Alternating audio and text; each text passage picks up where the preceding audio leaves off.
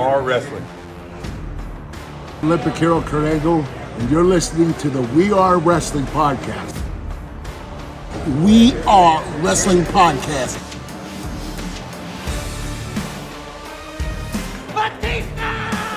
Hey everybody, Eric Bischoff here, and you are listening to We Are Wrestling Podcast. You're watching We Are Wrestling.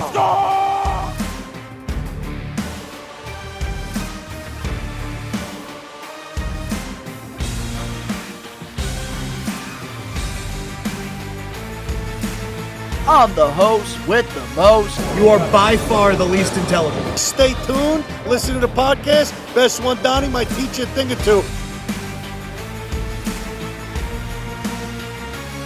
What is going on, We Are Wrestling Maniacs Worldwide? Ben here, one half of the We Are Wrestling Podcast. If you ain't listening to the We Are Wrestling Podcast, bro, you're missing out. The king listens, and you need to too, bro. Ricky knows best, ladies and gentlemen. Ricky knows best. Believe in me. God bless you. We Are Wrestling Podcast. We are wrestling. What is up? We are Wrestling Maniacs out there worldwide. I'm the host with the most, Mr. We Are Wrestling himself, the best One Donnie here with... What is going on, We Are Wrestling Maniacs Worldwide? It is Ben, Uncle Ben, America's favorite uncle, wrestling's punching bag, and rage circus, if you will. Welcome to episode 119 of the We Are Wrestling Podcast. We've got a whole stacked list of shit to talk to you guys about today, but before we get into that mumbo-jumbo, Don, take it away, buddy. I will say, Ben, I'm very surprised with the amount of topics that we have to talk about, because whenever WWE puts on a premier live event, especially one of the big four, there's nothing to talk about on the podcast, which is why a lot of the times we do a live stream. But man, this week we got a lot to talk about. So to the maniacs that are listening, get your snacks, get your seat buckle on, and enjoy the ride, because we're one day away from WWE SummerSlam, and we got a lot to talk about this week. So if you're not a We Are Wrestling Maniac yet already, and you're listening to this podcast, give us a 5-star review, not just any review, a best one review, and download the episode. But if you're not a We Are Wrestling Maniac yet already, over on the YouTube channel, where you get the best pro wrestling content, and you're not a part of the thousands of subscribers, we recommend you to hit that subscribe button now, turn on the post notifications. Videos be coming out of nowhere like an RKO, and of course you already know, the grind is real. Oh, hell yeah. So Ben, I gotta ask you, how's your SummerSlam week been so far?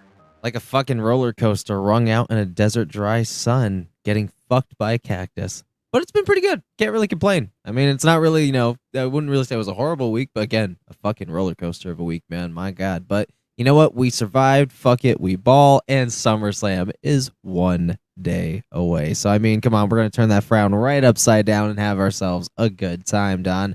How's your SummerSlam week been going, bro? My SummerSlam week has been going pretty good. I have been grinding on both the We Are Wrestling and my Best One Donnie channel, which, man, Best One Donnie channel right now, I believe I am on a 10-day streak right now. Yeah. All new toy videos coming out every single day over there. Yeah. And this past Sunday, I went to the Wrestling Universe store in Queens, New York. I met the best there is, the best there was, the best there ever will be, Bret the Hitman Hart. And this is my third time meeting him, and it was just great. Even though it was very hot outside, very muggy, I waited about 3.5 hours in line, but met a lot of We Are Wrestling Maniacs throughout it, and it was great. I actually ended up getting a couple figures signed, which haven't showed this off yet over on the Best One Donnie channel. I figured this could be a little We Are Wrestling Podcast exclusive. It's pre-SummerSlam, so might as well. First figure I got here signed, we got the Defining Moments, Bret the Hitman Hart right there. Oh, man. This is from Stadium. This is from the Stampede match back in '97. Thought that was pretty cool. And then also just got his latest Defining Moments figure signed as well, which now I have the entire set here. All Hell four. yeah. Cody Rhodes, Shawn Michaels, and Mankind all signed. So now Brett completes the collection, which is the main reason why I went out there to meet him. And I did meet awesome fans throughout the time and just had a blast. Also ate some New York pizza. So that's always a good thing as well for me. Because if you do tune into the watch-alongs, I love me some pizza. He loves him that New York sliced pizza, if you know what we're talking about. New York slice. New York sliced. Hell yeah. Did he mention Bill Goldberg at any point? He did not, but there's a lot of people that were joking about Bill Goldberg in the line, saying that they should have had his Elite figure with Bret Hart back in like 2020 and had Bret sign it. Also, that I saw a picture too, commented on the Wrestling Universe, of a kid that made he made a picture of Goldberg crying, and Bret Hart actually loved it. He like signed it and said, "Keep being you" and stuff. It was pretty funny. Awesome for Goldberg crying. He signed that shit. It was literally Goldberg crying. And I'm not going to lie, dude, for a 7-year-old, this kid, he can freaking draw. I was impressed. Hey, that's a savage, bro. That is just For Goldberg real. crying.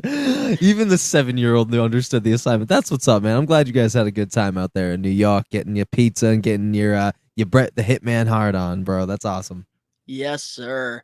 And I do want to just let the Maniacs know, in case you have been hiding under a rock, this week on the We Are Wrestling channel, we have been posting nothing but SummerSlam related content all week long.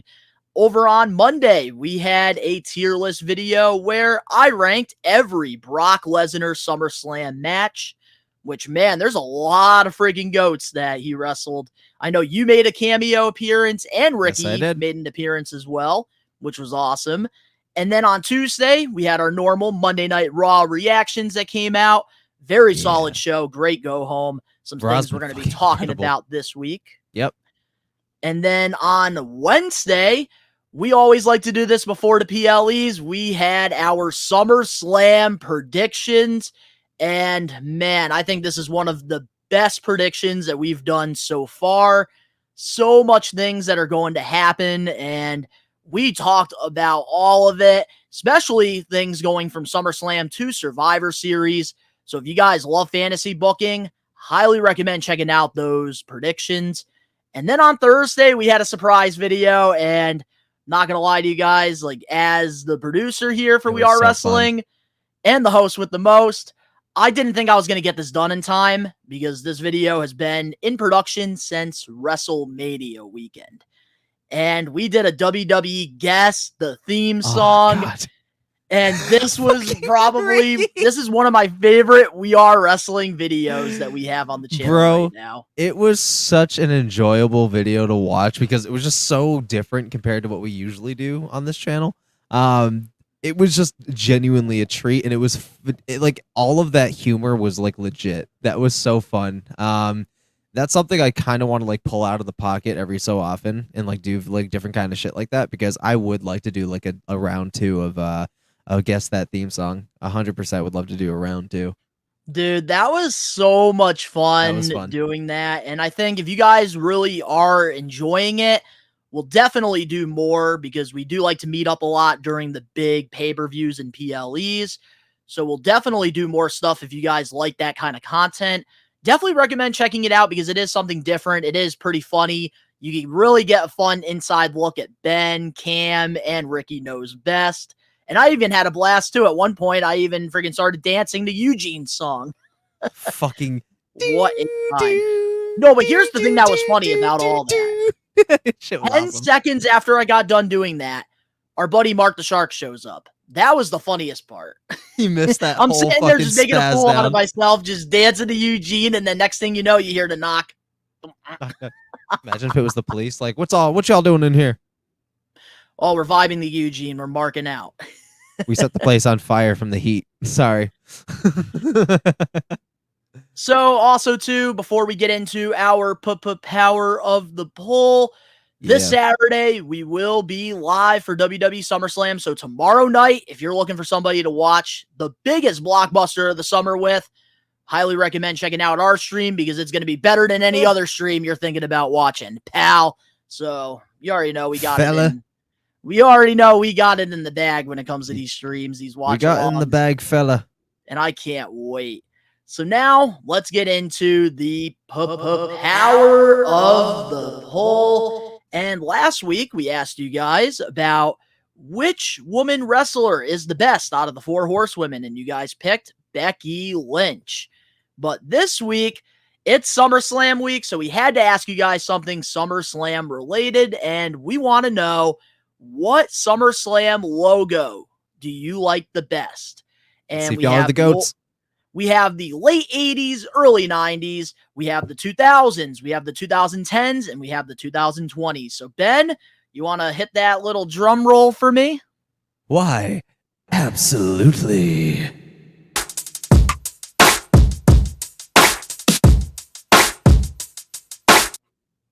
And the winner is the 2000 SummerSlam. So 12% of you guys picked the late 80s, early 90s. 60% of you picked the 2000s. 22% of you picked the 2010s. And only 6% of you picked the 2020s. I'm telling y'all, they understand the assignment, bro. That's the best logo. So y'all are y'all the maniacs for a reason. Yeah, I think a lot of the maniacs here, they were tossing between the 2010s and the 2000s, I think, from the looks of it, because I was reading some comments too. And some people are even saying the 2010 one is better than the late 80s, early 90s, and the 2000s one. I think it all really depends on nostalgia, where you grew up. I think for us, the reason why we picked the 2000s is because that's what we grew up watching. That was the Ruthless Aggression SummerSlam logo. I remember the green and the blue. I loved it because it just reminded me of my favorite soda, which is Sprite, and even our logo, the neon logo. I love the colors scheme. I think now this is gonna be a real hot take. But I think if we're gonna be real with each other, and I'm gonna say this from my heart, and I really don't want to be torn apart by this, but this could be good for comment of the week next week. Let's be honest with ourselves here. We got better visual content in the Attitude Era, but we had better storylines and honestly better characters in the Ruthless Aggression Era. I'm gonna be honest. So if I'm gonna go out on a limb here and say the better era, ultimately, if you want to get technical about it, it was the Ruthless Aggression Era. But if you want to talk about nostalgia and some, pretty big moments because of the visual presentation, the edginess of the content, Attitude Era. And they just had the best people come out of the Attitude Era, but they did their best storylines in Ruthless Aggression. Yeah, because here's the thing, I feel like when it comes to the Ruthless Aggression Era, it was just better all around because of the in-ring work, and you had the storylines, and there was a lot of people that they were trying to create their own superstars out of during that time. I think the Attitude Era definitely had the larger-than-life characters and moments, and I think with the Ruthless Aggression Era, it was the perfect tempo in the ring. I've always said it. Late 80s, early 90s, it was very slow. But then getting into the 2000s, it was a perfect pace. And I feel like nowadays, the pace is a little too fast. And I think that's what I kind of miss when it comes to Ruthless Aggression, is that pace. Because like I said, man, the late 80s, 90s, larger than life characters. And then the 2000s, that's when the in-ring work got really good and meant something. Promos. And nowadays it's pretty much very athletic people, very athletic, very talented. But I feel like sometimes less is more. And I think that's something that in today's wrestling, a lot of people don't understand. I think you nailed it on the head when you said that the Ruthless Aggression was just the well-rounded overall, because I feel like the Ruthless Aggression, again, the Attitude Era birthed the stars, but Ruthless Aggression is where those stars told their stories. And I think that was the perfect balance between in-ring work and how well it was paced. The promo work and vignettes were on fire. You had some of the best talkers on the mic, including the women in that era. And SmackDown versus Raw, too. You had the brand split. And you also had better fucking stage presentations. So I feel like the best era and where WWE found their main source of longevity was in the Ruthless Aggression era, because they found that recipe. Even to this day, they still stick with because of it. So there is honestly, a lot of things that Triple H does take from the Ruthless, and I think that's why you and I are very behind it. And to run all the way back to the SummerSlam logo, I feel like a lot of people picked it because that was the best time of nostalgia and the best time of their lives in wrestling was that era, and that's what reminds them of it.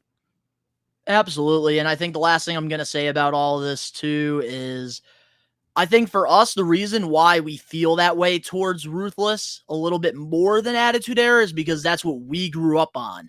It's all nostalgia at the end of the day, like I said in the beginning of the power of the pull. And this pretty much, I think, tells us where our fans are at, because looks like old school Phil, you need to get some more people over here because there's only 12% of y'all. Only 12% of y'all a little.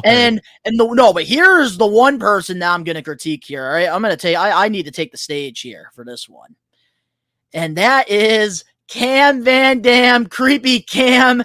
Because if you look at this power of the poll, the 2020 friggin' logo only has 6%. 6%. So Cam, you need to be bringing in some of these more new school fans. What is happening, Cam Van Dam, Creepy Cam? Damn. Us, man. Look, damn. But literally, you have to fucking. We're doing our jobs, Ben, here on We Are Wrestling. Yeah, like apparently, we really are. If you're thinking about it, two Ruthless Aggression guys just carrying the shit. Let's go. Oh, man, but power of the poll, we do appreciate all the maniacs for making this a thing, because once again, we got over 500 votes on this, which is incredible. They've been booming. So if you guys want to be a part of this segment, all you got to do is go to the We Are Wrestling YouTube channel and go to our community tab and vote. We give you 1 week exactly. Every Thursday, we try to change it up, and we give you guys 1 week, and then we talk about it. So yes, I am happy with this decision. I think the Maniacs know what's best. Yes, they do. So I'm happy with this. So now let's get into our highlight of the week. So Ben, what's got to be your highlight of the week when it comes to the wrestling world? And obviously, if SummerSlam was already happening by the time we were recording this, sure, something on the show would be, but it's not. So what's got to be your highlight? Fuck. There's actually quite a bit going on right now in the wrestling stratosphere, so to speak. I hope you don't take mine. I hope you don't. I mean, I think my number one thing now is... Ben, you know what's number one. Come on. I was going to say Wyatt 6. Yes! I was going to say Wyatt 6, yeah. The Wyatt 6, that was the best thing this week. Like, nothing was on the same level as that. I was about to say, there better not be anything else besides Wyatt 6 is your highlight. Yeah, Wyatt 6, because one, see, a lot of people have been saying, yes, Dexter Loomis's look is 100% based on Rob Zombie, but I'm not going to ignore the fact that I see a lot of Jay Briscoe in that, too. A lot of Jay Briscoe in that look. And honestly, it's kind of fucking sweet. Yeah, he even moves like too. him too, and the beard, and like the makeup and shit. Like he just looks fucking great. Dexter looks great. It's good to see them all unmasked and finally get to see Eric Rowan's face again on WWE TV. Seeing them more in action, seeing like what they're going to be doing, like joint finisher wise and shit. The hype is real. The hype is super fucking real.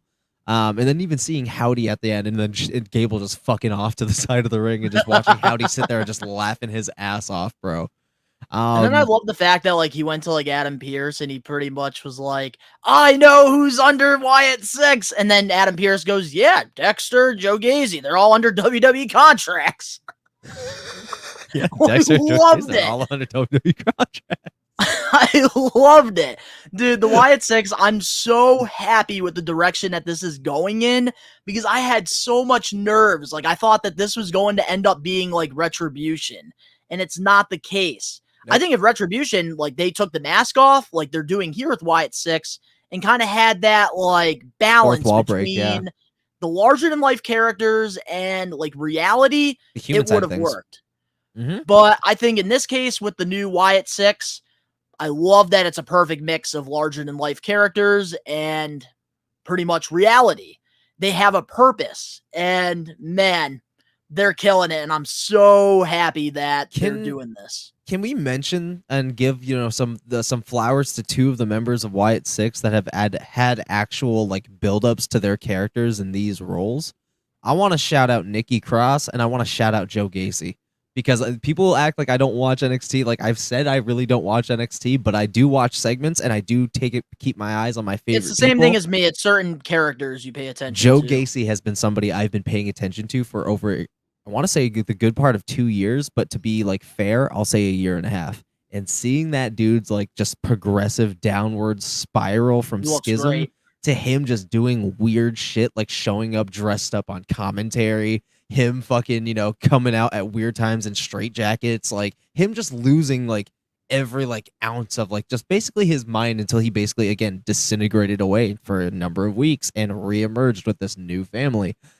I want to give a shout out to that dude because that dude, we have been saying for a while, you and I both have been throwing around the fact this dude literally feels like a Husky Harris turning into Bray Wyatt. Like we have both thought that this is organically how it was going.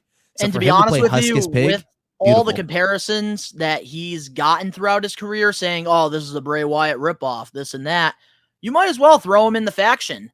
And I think that he's really benefiting well from it. And I can't wait to see what the therapy session vignette's going to be with Gacy. I can't wait. His is We next. know, you and I know, Ben, that dude can cut a promo. So we're going to have to see like the way that they approach this. He can he can cut a promo, he can go in the ring, he can be funny, he can get dark. Like it's Joe Gacy. I feel like people have been fucking sleeping on. So I think with this new crew and seeing him and Dexter being like the tag team of that group is going to be sick. It's Joe Gacy and Dexter Lumis about to make some fucking magic in the ring and y'all ain't fucking ready. To be honest with you, Ben, I want to talk more about the Wyatt Six, so we might as well get into the We Are Wrestling weekly recap for the We Are Wrestling podcast, episode 119. Let's get into our highlight of the week and the recap. This past Monday on Raw, we saw the unmasking of the Wyatt Six. Keep it up. Don't leave it.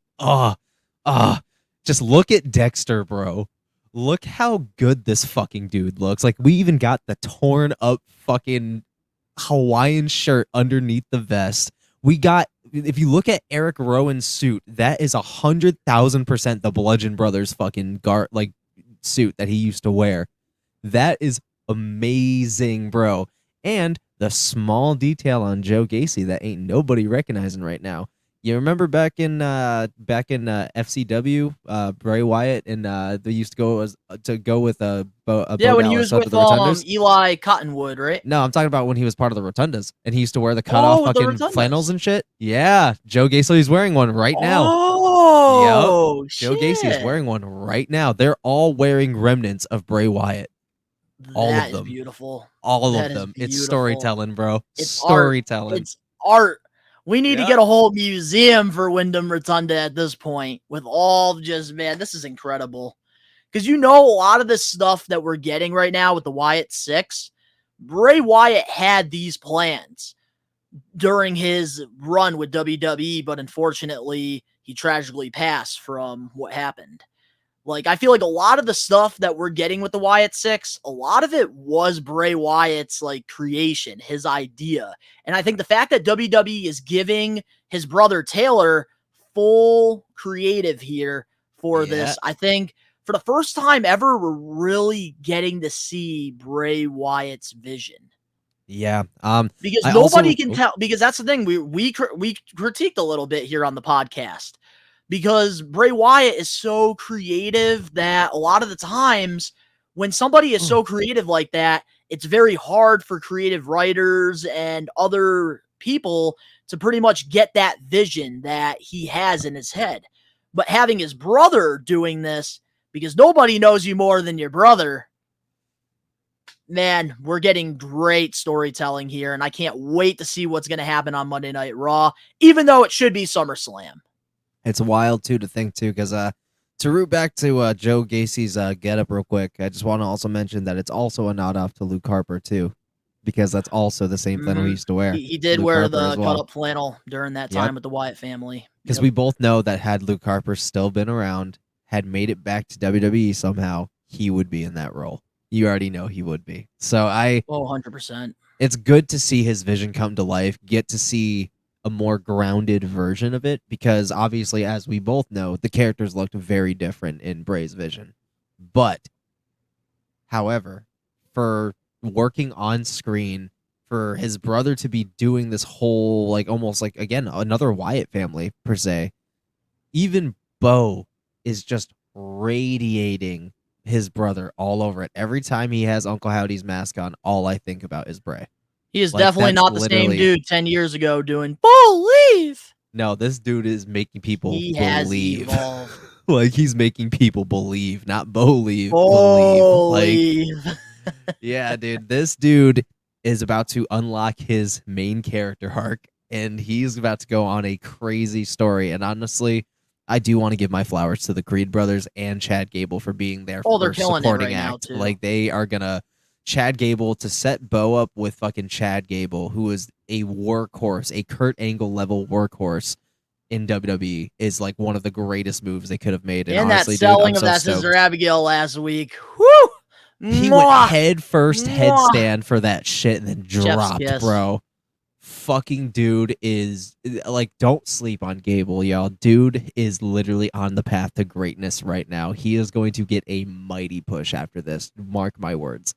Mark my words. Oh, definitely. And it's really helping him and the Creeds grow. And at Oh, the same yeah. time, it's really helping introduce the Wyatt Six. Yep. And I just can't wait for this because I love the fact that Everybody's they eating. took the mask off. We have that balance between characters and reality. And that is all I wanted. That's why I love the original Wyatt family through the years. Because they had that. They did the great vignettes. They had the larger-than-life characters. And then they were able to go in the ring and be themselves. That's all I wanted out of this, and they gave it to me, and I am friggin' my chips are on the table, all in on this, and I love the fact that this is coming out better than we thought it was going to come out. Okay. Yeah, dude. Because I was scared that they were going to be keeping the mask and playing the freaking characters. We've been through a lot of hell in WWE back in the day. Yeah. Bruh.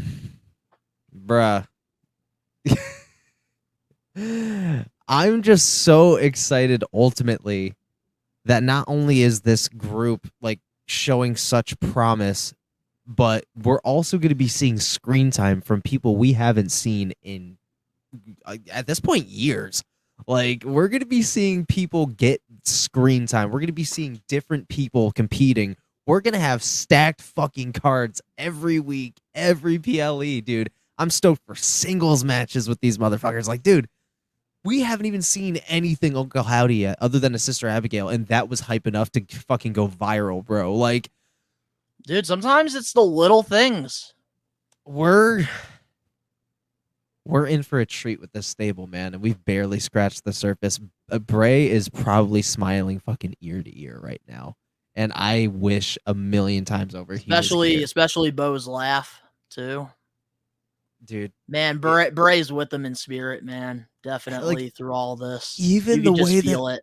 the way that Uncle Howdy's even talking and the way that he's like saying shit is literally the same accent as Bray. So whenever Bo opens his fucking mouth as Uncle Howdy, all I hear is Bray Wyatt. It is nuts, the shit that is living through Bo Dallas, bro. It's tragic that we never got Bo and Bray together. I am Only once. still furious about that. Because Bo Dallas, like, where has this Bo Dallas been? Like 10 years he's been like, not even like 15 years he was doing this same like act, and it wasn't working. Wasn't working. And I wanted it to work because I believed in him during that time. But this, I wish that like they had tag team championship title runs, and it's fucking frustrating. But I'm just love the fact that like this is going better than I expected it to. I got you. But moving on now to our next We Are Wrestling weekly recap. Wait, before we do, one last thing I want to say about that about Wyatt Six and what you're saying, like when you said, "Where's Bo been these last 10 years?" Sometimes you gotta go and dig through some dark shit to pull out some masterpieces, and unfortunately, it took this. And timing is everything too. That's what I always really say. is. But I'm glad that right now it's the Wyatt Six time, and I can't wait to see what they do moving forward. And the debut on Raw, which will be happening next Monday. So moving on now to our next We Are Wrestling weekly recap. This past Tuesday on NXT Great American Bash, Joe Hendry had his first WWE concert. What's your thoughts on the segment? Because everybody's buzzing about Hendry. We believe. Man, I mean, Joe Hendry is, again, one of the most over superstars right now. I mean, he's arguably he's getting like the same level of buzz as like an early stages like face LA Knight. Like the dude is really hot right now. Obviously the dude is very musically inclined, super gifted, and all of his concerts per se have always been entertaining as fuck. What I really want to talk about is his benefits he's getting right now. Dude is doing some historical shit. Don't worry, we're going to get into that in our weekly news and rumors because it's going, I know, man. Segment was dope. Okay, there you go. Segment was dope. What are your thoughts? The segment was dope. Yeah. No, because guys, what Ben is referring to is there's an interview that Joe Hendry did, and a lot of people are shocked with the benefits with the TNA stars with this WWE crossover. And we're going to be talking about that because there's a lot to really talk about when it comes to that. But let me talk about this segment here for Great American Bash because, man, Joe Hendry, anytime you give this man that brass ring, he's going to go out and he's going to give it his all. Yep. And I think that this segment, man, overall was fantastic. And what was cool, a nice little Easter egg here that I think some people realize, if you did watch TNA back in like 2017, 2018, the song that Joe Hendry was playing on the acoustic guitar was his original theme song. Except he changed the lyrics and he pretty much made a joke out of Gallus, which I think this was a perfect segment because a lot of the times when you have heels that are established, you want them to get legitimate heat. And having Joe Hendry put on a great concert for the fans that believe in Joe Hendry was fantastic. And then the fact that he wanted to do an encore, Gallus comes out and beats the shit out of him.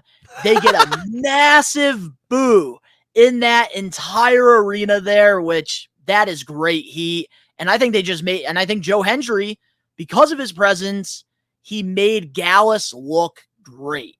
Yep. Because honestly, with Gallus, I just never understood the hype, never was really like behind them. But in this situation here, they really killed it as like the anti-heroes, like trying to ruin a good time for the fans. Yeah.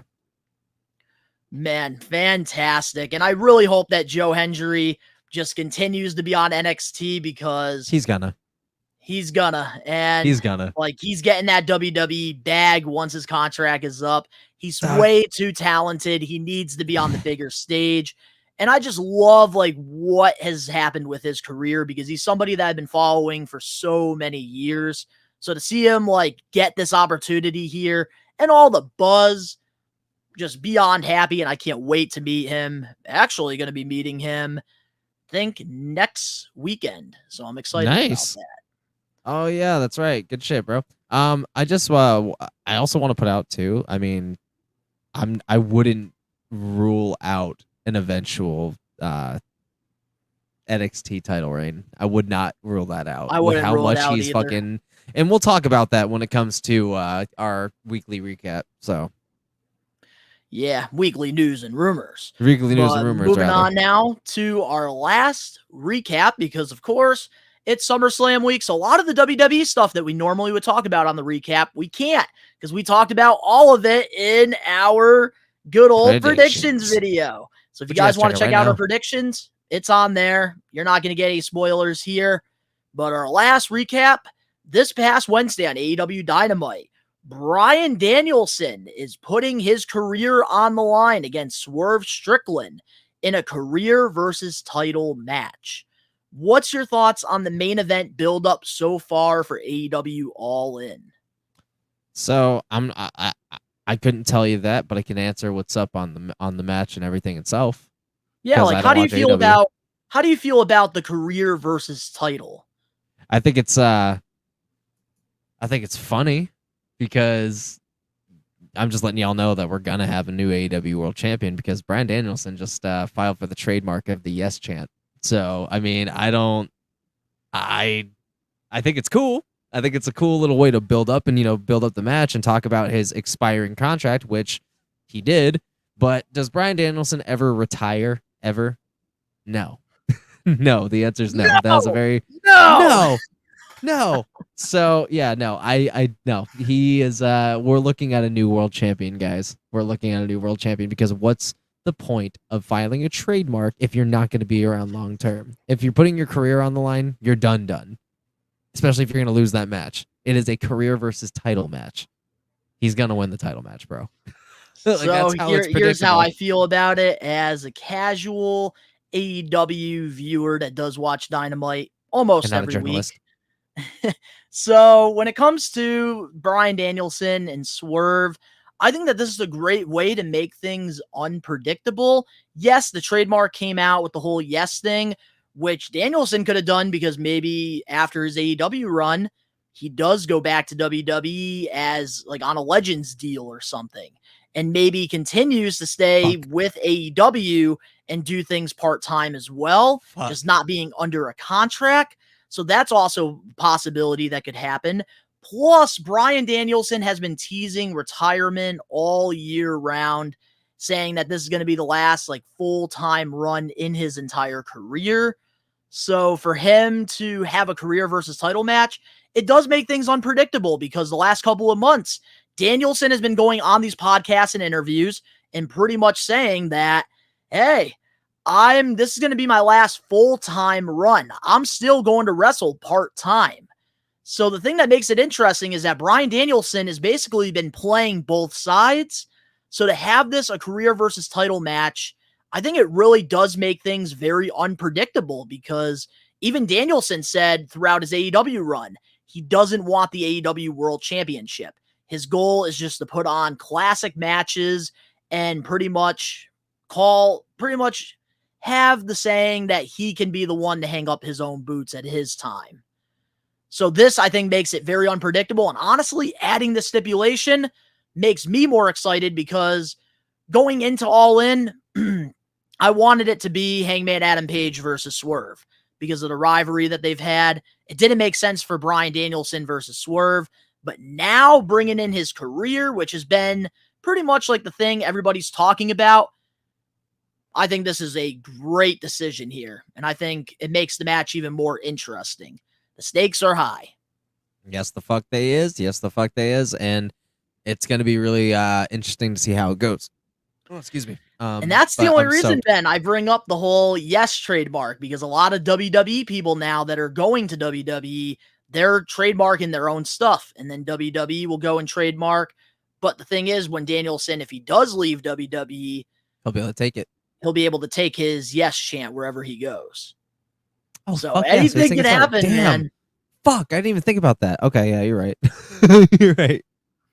Anything can happen because even All Ego, Ethan Page, he's had the trademark for his name. I know Delta and all these other international women wrestlers, they have their trademarks as well.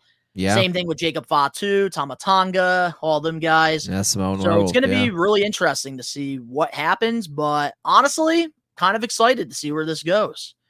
But up next, we have our comment of the week, and of course, the We Are Wrestling weekly news and rumors.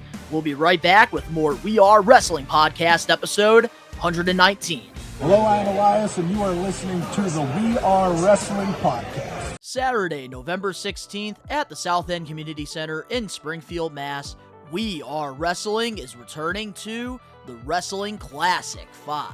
Zombie Hideout and Captain's Corner is putting together a lineup full of wrestling legends and Hall of Famers you have the opportunity to meet. Some of the big names you can meet includes good old Jim Ross, JBL, Shelton Benjamin, Donovan Dijak, Deborah, Hacksaw Jim Duggan, and many more stars to be announced. We Are Wrestling will be selling exclusive merchandise you can only find at the Classic, and for the very first time, we'll be recording a special bonus episode of the We Are Wrestling podcast. We highly encourage the We Are Wrestling Maniacs to come to our booth and hang out with us.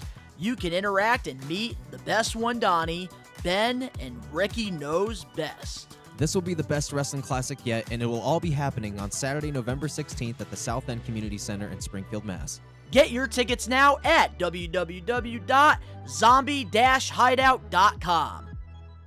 We're back, and on Saturday, November 16th, We Are Wrestling. We're taking over the Wrestling Classic 5.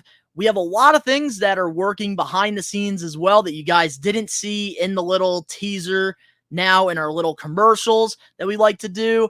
But yeah, the Wrestling Classic 5 is coming soon, and Ben and I, we're very excited.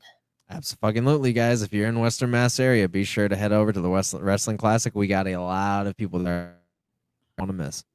That's right, and I think if that little teaser didn't convince you to come out to Springfield, Mass, then I don't know what will, because it's going to be a great wrestling convention. And where We Are Wrestling, you already know, we're going to take it over. So now, Ben, I'm going to let you take over the next segment. Guys, every week on the We Are Wrestling podcast, we like to do the segment called The Comment of the Week. And this week's Comment of the Week is from the Jinder Mahal response to fans who believe WWE dropped the ball with them on the We Are Wrestling podcast. And the comment is from our very own best one, the host with the most, Donnie. And his comment reads, "This is why I love Mahal. He is one of the most humbled wrestlers. He could have responded like everyone else and buried WWE, but instead, he talked about all the things he's grateful for. Massive respect." Don, what was going through your head when you went right through it? I've always believed in Mahal. He is, to me, one of the most underrated WWE champions of all time. I get a lot of shit for it, and I still stand by it. I don't care what people think. But, yeah, when I saw that video of him responding, it was definitely a different take on it. Because a lot of the times, like, so when somebody leaves WWE, you know firsthand, like, when somebody leaves, they like to shit on WWE. They like to shit on, like, I didn't get to take the ball and go home, this and that. Like, they just complain about how they were booked. And Mahal, I love the humbled route he's taking, because at the end of the day, especially during this second run of his, he went out and he did have a successful run, whether you love or hate the guy. The man won the WWE Championship, something nobody had on their bingo card ever. Also won the United States Championship at WrestleMania. And he's had some of the best segments, too, throughout the time. Like, even earlier this year, had a segment with The Rock. And got massive, like, he was massively trending. Even on Twitter, people wanted him to go for the championship. And then he was able to get that one match against Seth Rollins. So, man, Mahal, I wish him nothing but the absolute best. And honestly, I can't wait to, like, get the opportunity to actually meet him. And man, I just love him at Mahal. Such a humbled guy. Yeah, I think that outside, a WWE camera or, any kind of like wrestling camera, he's one of like the nicest fucking dudes to ever talk to. Like, I've never met the guy in my entire life, but I feel like, just as a human being, he's a very, like empathetic, very, in tune person. So I feel like, it'd be I feel like anybody that's going to pick him up, more on the full-time side is going to be very lucky, because I do think that, with a little bit more of a diverse moveset, a little bit more work on the acting side, the promo side. I think that he could do some really I big don't know, shit for the. man. I Dude, think he's got it on the promos, man. I've been watching some of his little independent promos he's been cutting, yes, and the but I'm dude talking has about not like. lost it. He's sharp. But no, I believe that. But on main event star level that I know he could have been with his main run, if he can go out and excel just a little bit more and get a little bit more rough around the edges, just kind of like Batista did. He finally came out of his shell acting wise, like in Hollywood. And the dude, if he were to come back as as some kind of like veteran role, he would be fucking cutting promos that he has never cut before in a WWE ring.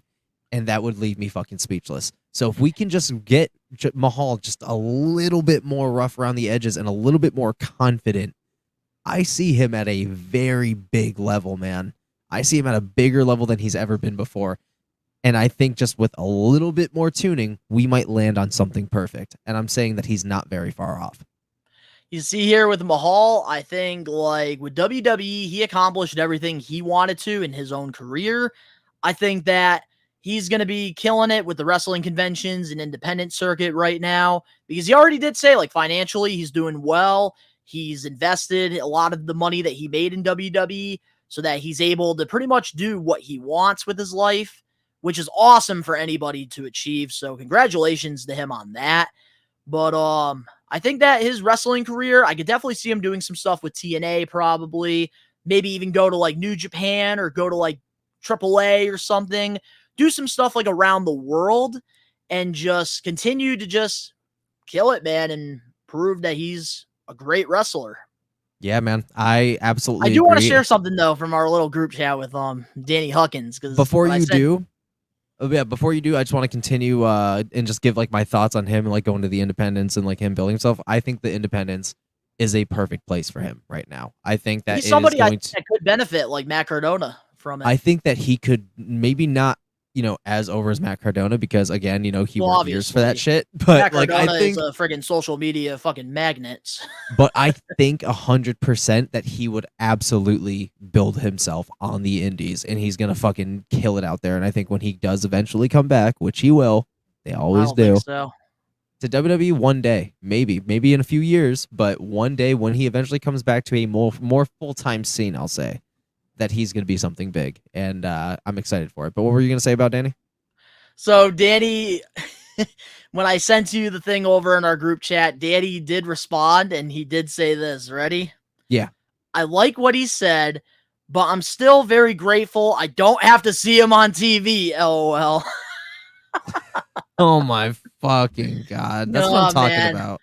Much love to Danny Huggins there, her old co-host here on the podcast. Hell yeah. But man, you might as well take it away. I think we All both right, said everything we needed to.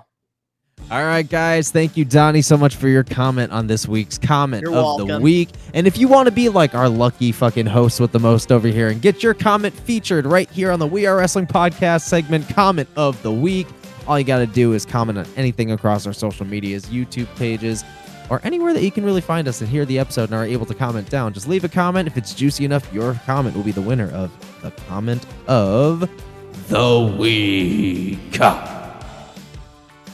That was beautiful, the ending right there. Thank the week. Joey. So now let's get into the We Are Wrestling weekly news and rumors. Starting things off, this one I'm actually excited because anytime we have something like crossover to like film and like television, I think it's great to talk about things that are also not wrestling related in a way. So starting things off here, John Cena will be making a special guest appearance in The Simpsons, Season 36, Episode 1, Bart's Birthday. Other guests on the opener includes former Simpsons writer Conor O'Brien, Danny DeVito, and Tom Hanks, according to Variety. This will be the first time since Bret Hart we've gotten a wrestler on The Simpsons. What's your thoughts on this? Honestly, I'm not surprised. I think that if anybody in like this, this modern time to show up on such like a big thing like The Simpsons, it would be John Cena. Honestly, like I feel like he's kind of like the poster child in that would like that perspective that would kind of like draw some eyes to WWE. I feel like he's more of like a household name compared to anybody else, so it's kind of perfect. The last time we had something like this happen was what, Bret Hart, a long time ago. Yes, it was Bret And the Hogan. Hitman Hart. And fucking Homer Hogan. That's fucking awesome. That's one thing I do love outside of pro wrestling is my adult cartoons. I love Big Mouth. I love Family Guy. I love The Simpsons. So to honestly hear that my childhood hero is going to be on The Simpsons, whether it's him being invisible like this or him as a yellow character, I am beyond excited for this crossover. Like, I'm excited to see like what's gonna happen with him, like what's he gonna do. I think this is a great crossover. Like, I always love when like those adult cartoons and like shows always have those like crossovers. Like Family Guy, they do it a lot with like their little segments that they do like throughout the episodes. So the fact that the Simpsons are getting John Cena and some of the original writers, I love that. Love it. Yeah, so it's a good move, honestly, on both people because again, crossovers and big ones like this, especially when it crosses into something like wrestling, it's always a good time. And there is one more question I am going to ask you before we move on to our next news and rumors. What's up? Are you a Family Guy or a Simpsons guy? If you had to pick one or the other. Family Guy, hands down. All right, That's how it's always been. That's how it's always been, man. I never really had an interest for Simpsons, man. Like I tried. I genuinely tried. I think it's cool. I think pop culture wise it's cool. I know it's super popular. It was like the OG like, animated adult sitcom, so I got to give it the props there. But in terms of both, I think Family Guy's a little bit more my humor, I guess you could say. Like it's like a little bit more my ballpark. But I respect the accolades and everything that Simpsons has accomplished, and that it's still going on to this day after almost 30 years, maybe more. Yeah, like honestly, like for me, like I feel the same way. Like I'm more Family Guy than Simpsons. If I did have to pick one or the other, only because like I feel like the Simpsons, it's more people that were born like in the early '90s. Those are the ones that really like were huge Simpson guys. And I think like when it comes to like the 2000s, people more are into Family Guide, which I think both shows are great. But yeah, I think I pick Family Guide over Simpsons. But moving on now to our next We Are Wrestling weekly news and rumors. We're going to be getting back into the wrestling now. Sammy Guevara showed up at the Ring of Honor tapings this week.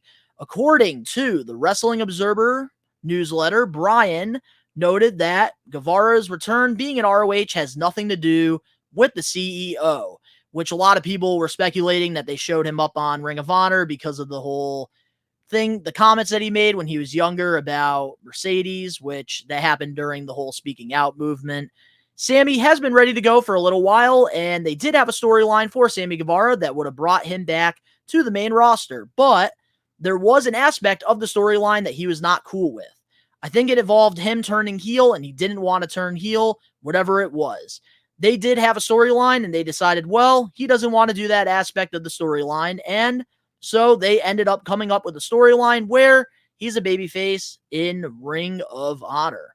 What's your thoughts on AEW putting Sammy Guevara in ROH now that he's coming back?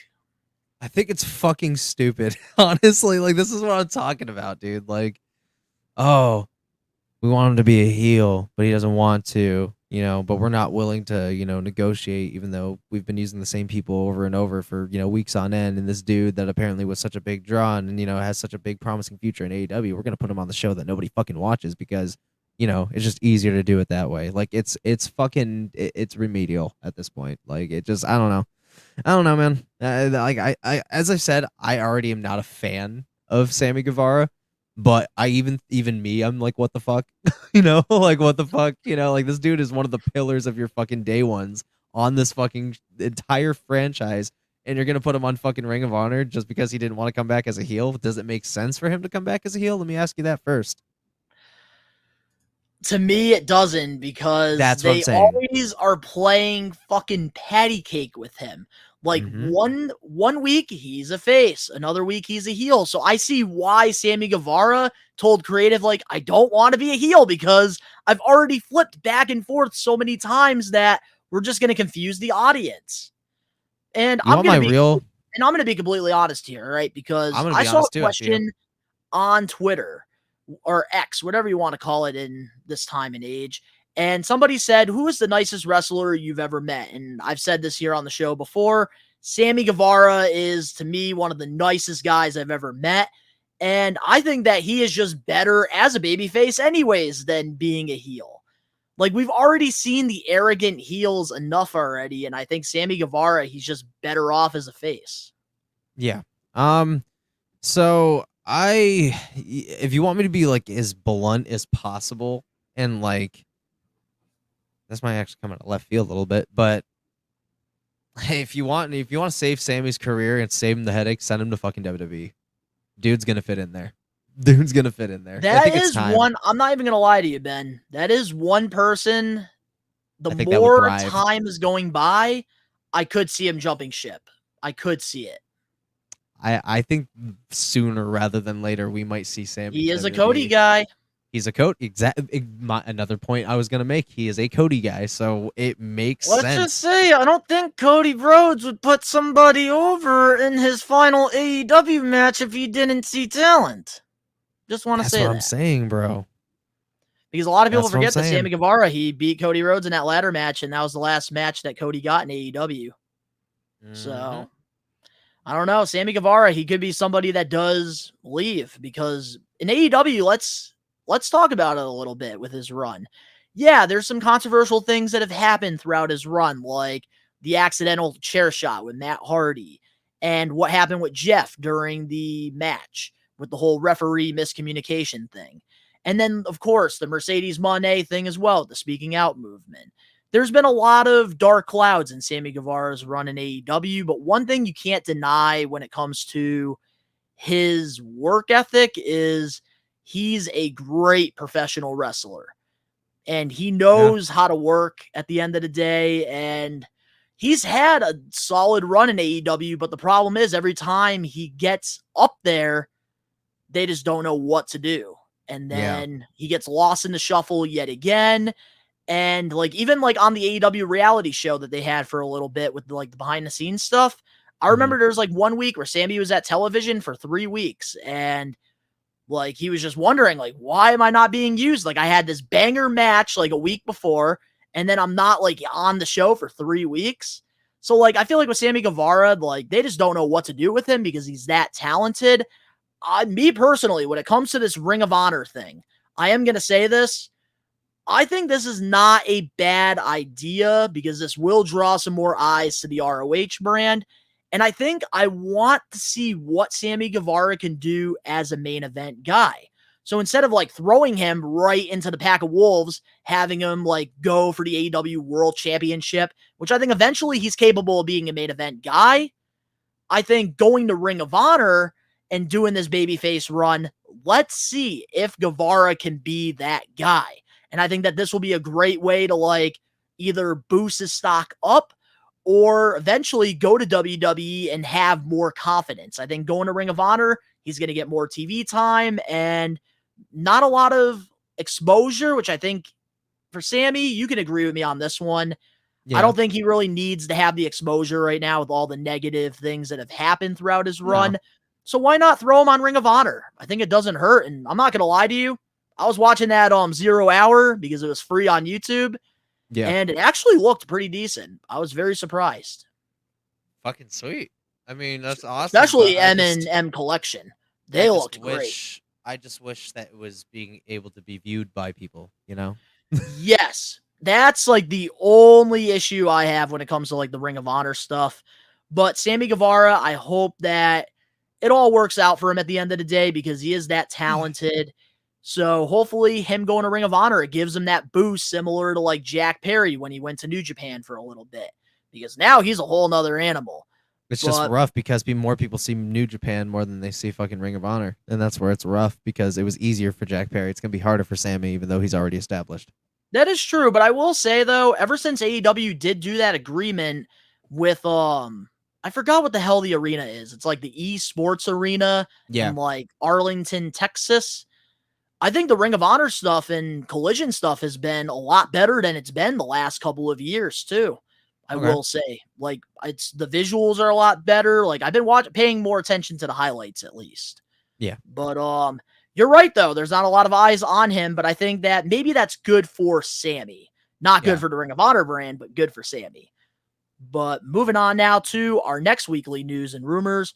During a virtual signing with Signed by Superstars, Bret Hart was asked for some thoughts on today's wrestling product and said, "It's been so long since I watched, I can't answer that fairly. They need to ban the slap spots. Do you agree or disagree?" Why does he want to ban them? Well, I know Bret Hart has talked about this like the last couple of years on like different podcasts and stuff. Because First I guess it was the super kicks. Now it's fucking slaps. Like what? Like what, dude? Well, I can understand the super kicks. Well, I guess with like the chops, like you can cause like a lot of damage with like the chest. Cause like if you notice like the bleeding, like the internal bleeding, stuff like that, it's like not good for somebody's like health or something.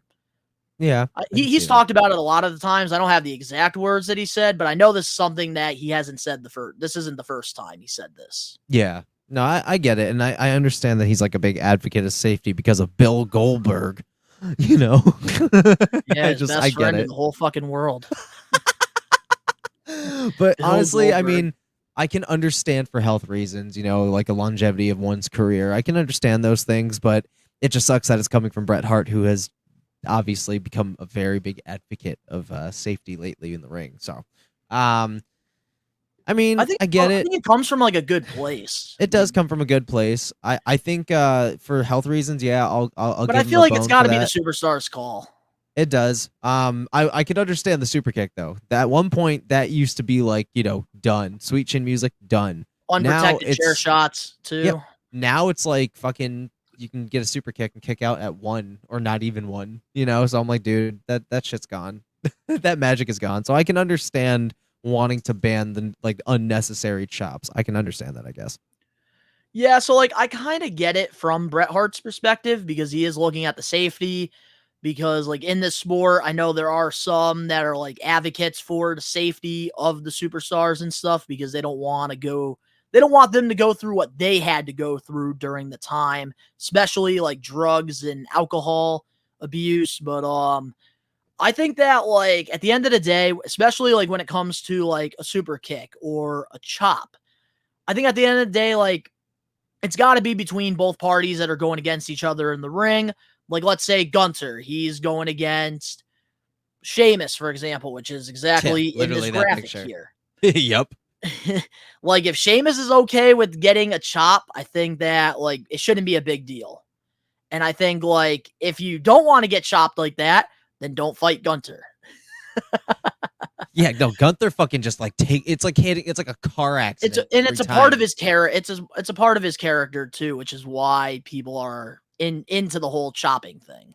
But I get it, like from Bret Hart's perspective. I get it. Like, I feel like Gunther should be the only one exempt, like you said, because it's intertwined with his character, like it was with Ric Flair, like it was with Chris Benoit, like it was intertwined with their gimmick and the way. Well, that's what I mean. Like whoever does the chops, I think if the other party that you're facing is okay with it, then I think it's all right. But if you don't want to get chopped, then don't work with people that have that strong style, because that is strong style. A lot of Japanese wrestlers, they use that. So if you don't like the strong style, then stay away from those people. And for the people that do the chops, if anything, move them to like bigger matches. So like if there's like more at stake and you need that little extra oomph to get the job done, then break out the chops. You know, like I can understand that at one point, you know? But I think Bret, though, is coming from a good place. And I do want to acknowledge that because I think a lot of people in the IWC, they're just taking this out of proportion. Yeah. And it's just like Bret Hart's just looking at the safety because his career ended because of something that was unsafe in the ring. Yes. So like, and he calls himself like the excellence of execution. So like, he's somebody that really critiques like the little things, the little Yeah. specks of dirt that we're not even seeing. And it's not even like little specks of dirt. They are very big problems that we are, again, not seeing that he is. So, like, I understand that. It's like one small little thing could make or break your whole fucking career, basically. And he is pointing those things out. And honestly, I will respect that. Absolutely respect that. But moving on now to our next weekly news and rumors. CM Punk was asked about the footage of his confrontation with Jack Perry being shown on Dynamite. Punk said, "It felt really ugly, but then I was like, showing that footage isn't going to help them or hurt me. Whatever. Being a top guy in 2 different companies is pretty wild. Thanks, guys." So, what's your thoughts on CM Punk's comment on the whole All In stuff? Dude answered it in the most CM Punk way. That's all I can give you. Like, that's the most CM Punk answer you're gonna get. But he was honestly way cleaner about it than honestly AEW even deserved. Like, he deserved to drag them through the fucking mud, but he was still very light about it. So, well, he did props already to do him. that with Ariel. He already did that with Ariel. So now I think there's like no more hate in him, really. I think it's just more like, Fly just kind of like brushes up on your shoulder and you're just, it's just that. Yeah. And I've said this, like with the whole All In thing, it definitely hurt AEW, but it didn't hurt CM Punk, and it definitely didn't hurt Jack Perry at all. No, when it's all said and done. It really helped Jack Perry the most out of everybody. But I will say this. What a great response, CM Punk. Very mature response. And it's funny because like it's SummerSlam week, so a lot of these wrestlers are doing media stuff. And every time I see CM Punk like on like a local news station in Cleveland or doing a podcast with somebody, they're always asking him like everything AEW. Like they even asked him about Shane McMahon and Tony Khan's meeting, and CM Punk literally said this. Ready? Yeah. What did he say?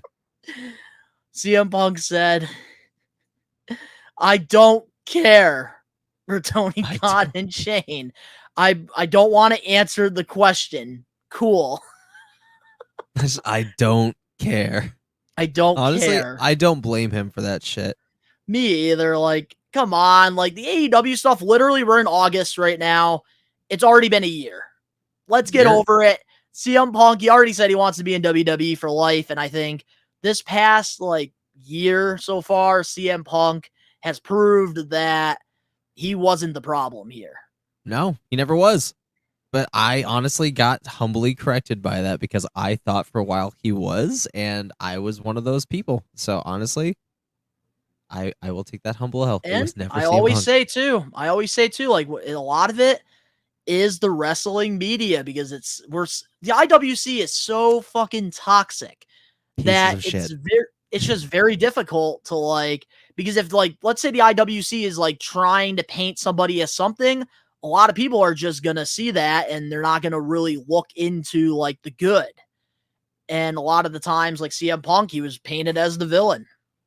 Yes, he was. I will stand by that. Now he's a villain hero. The unsung hero. But moving on now to our next We Are Wrestling weekly news and rumors. We've got an update on Daniel Garcia's AEW contract. According to Brian from the Wrestling Observer newsletter, AEW did the MJF and Daniel Garcia angle in case he doesn't come back. If he does return, then they have a storyline with MJF. Garcia's contract expires in September, and as of right now, it's not 100% that he's coming back. Should Daniel Garcia re-sign with AEW? I mean, I don't know much about him, and I'm not like, a Daniel Garcia guy, I guess. But I mean, his name is, one of the names I've been like, he's one that like humps people's heads and shit. Yeah. I mean, he's been kind of like a day one, I guess, and his name's been fucking, like around the AEW landscape for a long time. So, I mean, I don't know. I'll let you answer that one. Me, I just want to see Homeboy succeed wherever he goes, with whatever he does. I love seeing people, live their dreams, have a job, obviously, and are living out the things they want to do. I just hope, again, that whatever he decides to, it benefits him in the long run. Yeah, I think Daniel Garcia, he's definitely going to re-sign with AEW because out of all the talent that have been like with AEW, like the homegrown guys, I will say Daniel Garcia has been booked well. He started as one of those guys that would job to like the John Moxleys, the Bryan Danielsons, and then eventually he got himself in those main events and he got put over. And he's had a very successful, I say, mid-card run in AEW. He hasn't won a championship yet, but I think that time will come. And I think Garcia, man, he's still very, very young, very talented, and he's really grown with the AEW audience. Like, they're behind him, whether he's doing the whole Buffalo thing or he's just doing the whole dancing thing. People love what he's doing, and honestly, I think he should resign with AEW because he's one of those cases that they really didn't fumble him. Like, he never really got lost in the shuffle. Like, they put, like, he's had decent spots and decent storylines, and everything that he's been given to him, he's gone out and he's given it the best to his ability. Yes, there's times where they could do things better, like the time when, like, the whole, like, sports entertainer thing, they should have had him turn on Jericho when it was hot, but AEW likes to do that often, but that's not Daniel's fault. No. I think wherever he goes, he's going to benefit. WWE, I could see him eventually going over there when he gets a little bit older. But then again, I could also see him, because he's had the AEW exposure, maybe he doesn't re-sign and he does go back to the independent circuit because he is somebody that loves the professional wrestling side of it. And he is like known for being one of the top indie guys in the Northeast area. Yeah. So honestly, if that's what you think would be the most beneficial thing for him, do it up, man. Then again, if you think that AEW is the best place for him to continue to thrive or keep thriving or thrive even more, then I want the best for that individual 100%. So again, if that's the way to go, man, I trust your judgment 1,000% with these guys. And that's the thing, man, with Garcia. AEW, they're more focusing on what's going on in the mat. Garcia is that type of guy. And he's also gotten better with the whole entertainment side of it. And I think AEW could really use that. Okay. So we're just going to have to wait and see. And honestly, I kind of want to see what him and MJF can do with MJF putting him over, because I think that could really benefit him. But moving on now to our last We Are Wrestling weekly news and rumors. I know we almost got into this during the recap, but now we can really get into this now.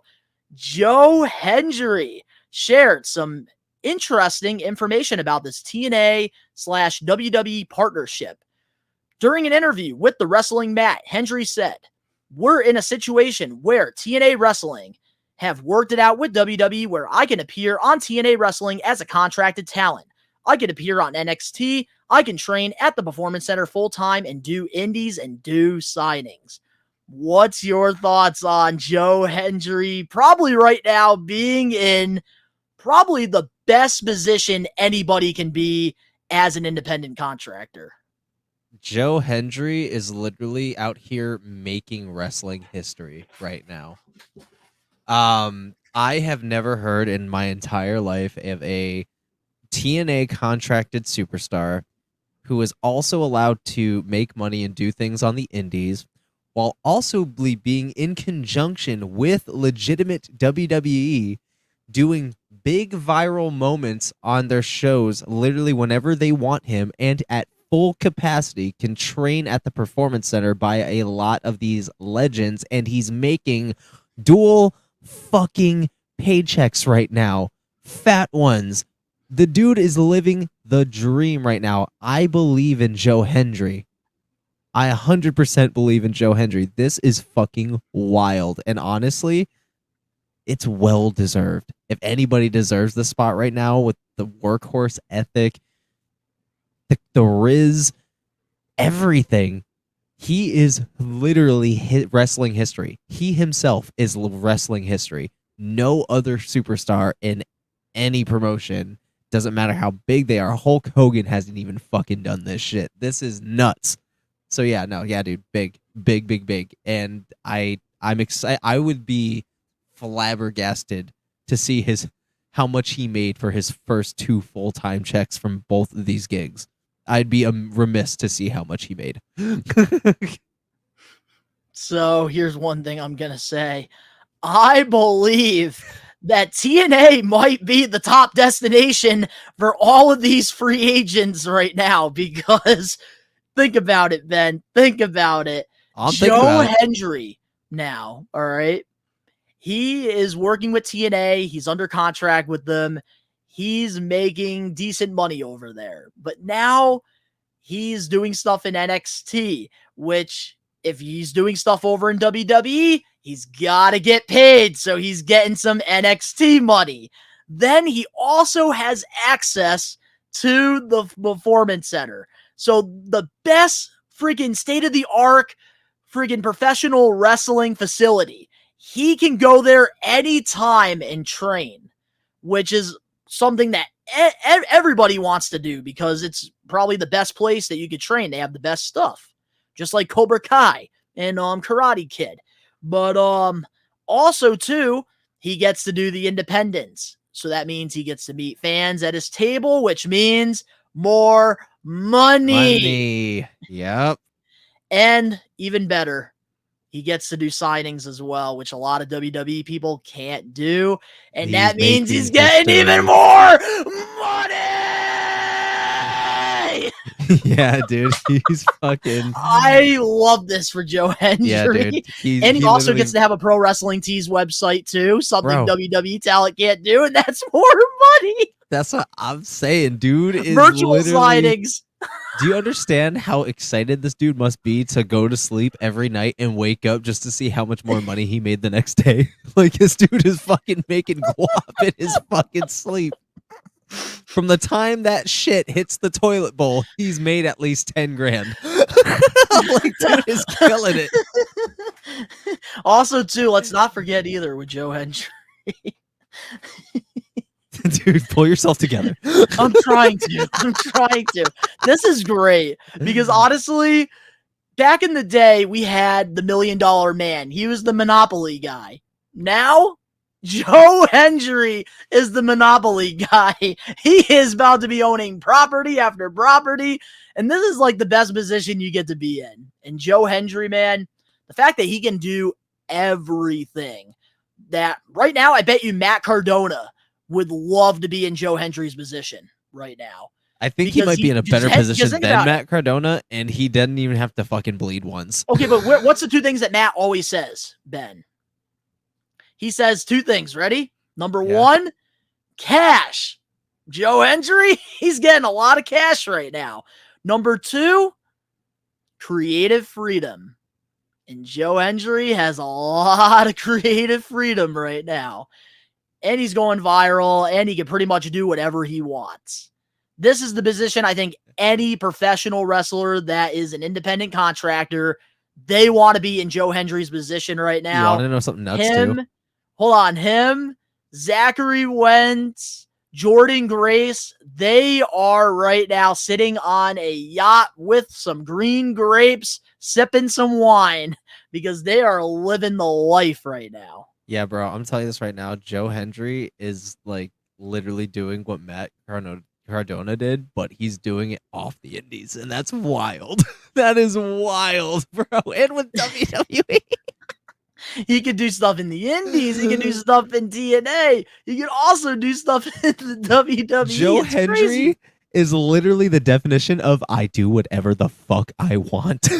Like, literally, I do whatever the fuck I want. Like, Matt Cardona, what he did was incredible, but Joe Hendry right now is in the position that anybody would want to be in. He did something Vince McMahon didn't even fucking do. Yeah, this is the stuff that Vince McMahon doesn't like. So maybe he needs to stay in his padded room or wherever the fuck he is nowadays. Because You're losing wrestling, so much fucking money. What a time to be a wrestling fan, my God. Entertainment fan. That's not good shit.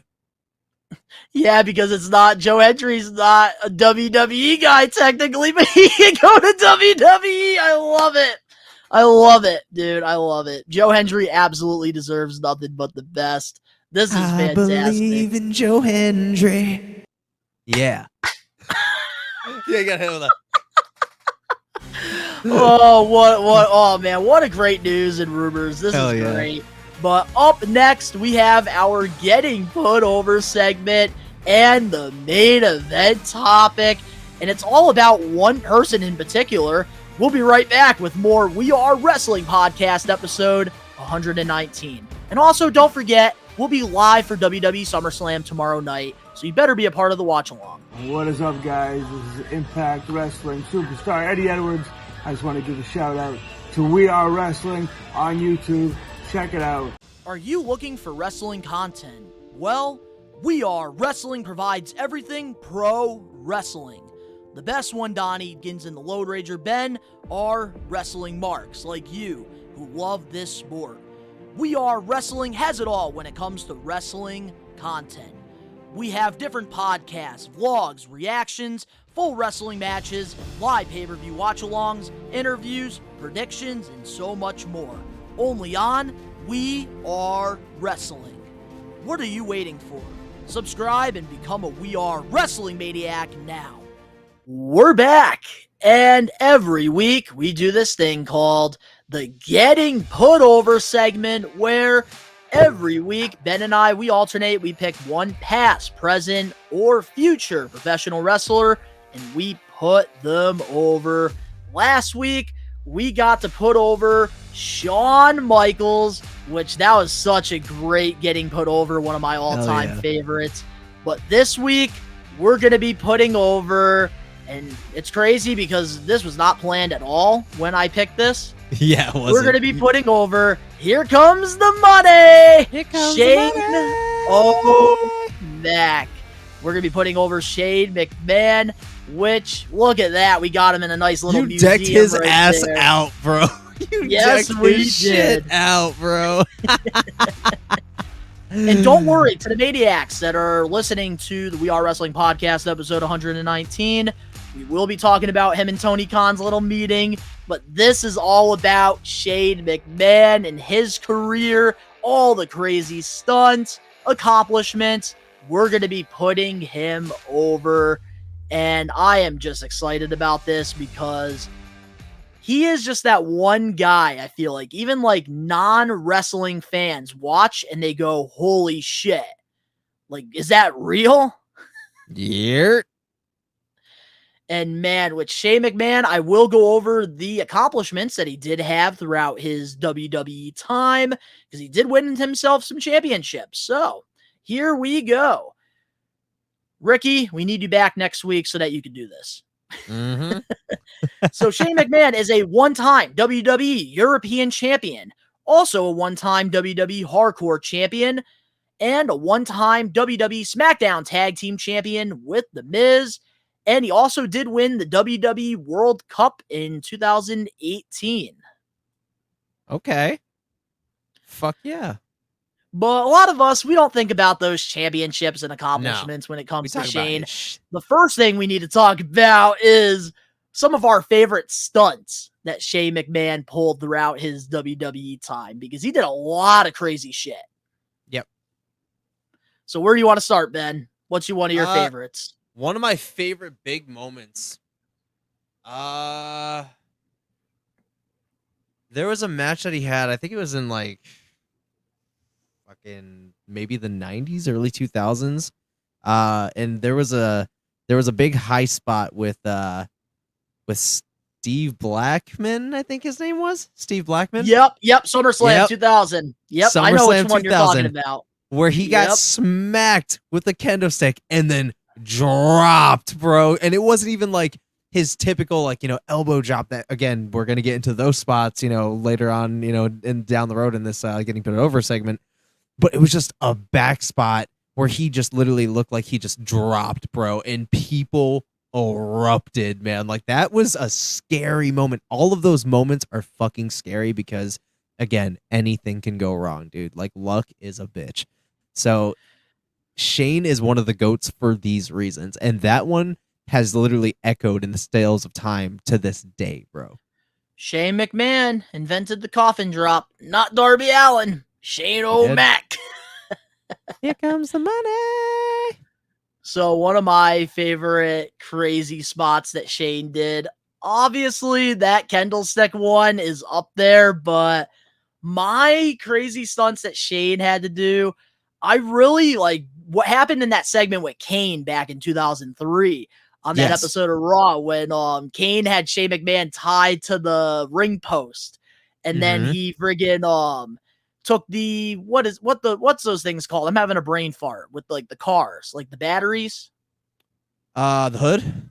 No, like the blue and like the red thing. When you go to like the jumper cables. Yeah, the jumper cables. So when Shane McMahon had the jumper cables like on his fucking nuts and then Kane friggin' zapped him, that was nuts. I don't care if that was fake or real.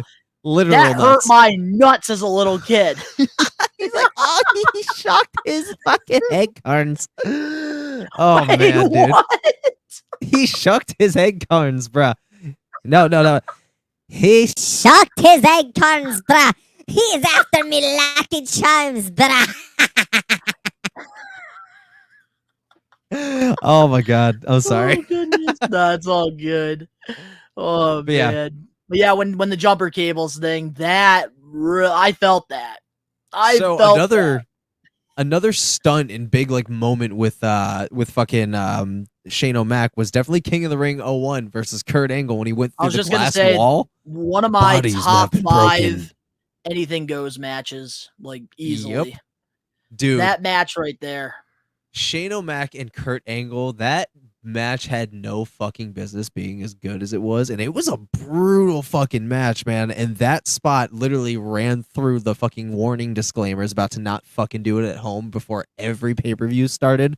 You remember that shit on the home videos? Yes. Do not try it at have home. Been broken. That one clip was always there. Exactly. And because he like, didn't dude, suplex Shane him not was like, once, not twice, 3 times before through it the went glass. through. And dude, didn't Shane like black out during that at some point? Like, didn't he like black out? Yeah, there was some point too where Vince was watching and like Vince even wanted the match to stop. Yeah, dude, it And was then the referee fucking kept wild. communicating to Shane, and Shane's like, no, like we're not stopping this. We're going. No. We're going, bro. I got more. It's like it's still his son, but it's like, bro, you wanted the match to be stopped, but it's like you basically don't give a fuck about your son publicly, so why? Why do you want it to stop?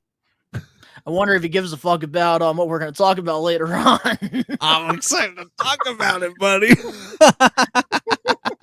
Karma's a real bitch. But when it comes to Shane, dude, like my all-time favorite match has got to be that King of the Ring 2001 because what him and Kurt Angle did that night, nobody thought that like we were going to get that magic because Kurt Angle, he was working a lot at the time, like doing the in-ring stuff, never with like weapons or anything extreme. But then putting him with Shane McMahon, who is literally a friggin' dummy, they did so good. I loved it. Oh, yeah. One of my favorite runs during his time has got to be like in the 2000s with like the Attitude Era. I really liked his run with the Main Street Posse. So at the time, like Vince McMahon gave him some protection, and it was these 3 these 3 little dorks, and this was actually a part of the Guess the Theme Song video. Dorks.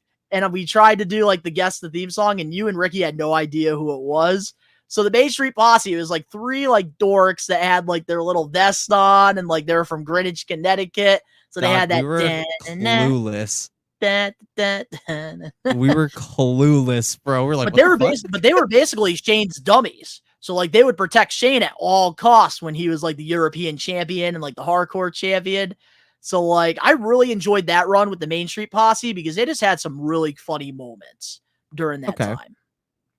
Okay. And, like, with the Attitude Era, like, a lot of the times with all those larger-than-life characters, like, it would never work in any different era of wrestling, but it worked in the Attitude. And the Main Street was great with Shane.